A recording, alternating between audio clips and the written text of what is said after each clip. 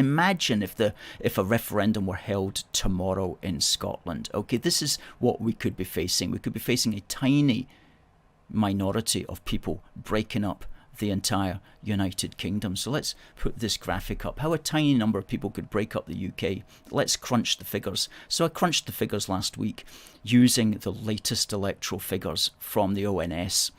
And you're looking there at an overall UK electorate of almost 49 million and an electorate in Scotland of 4,245,000.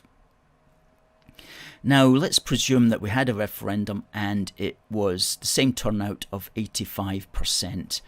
That means that 3,608,000 people would vote in Scotland.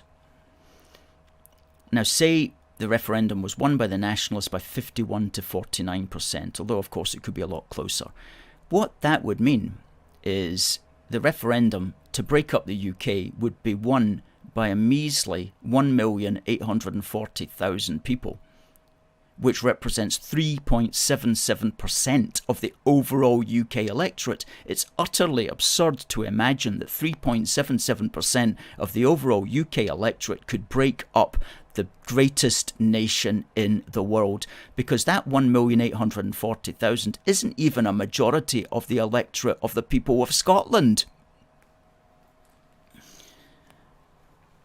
Think about that. And even we've worked it out there, if the winning figures were reversed and it was 55% to break up and 45% to stay, that would still only be 1,984,640, which is still a minority of the overall Scottish electorate and only 4% of the overall UK electorate.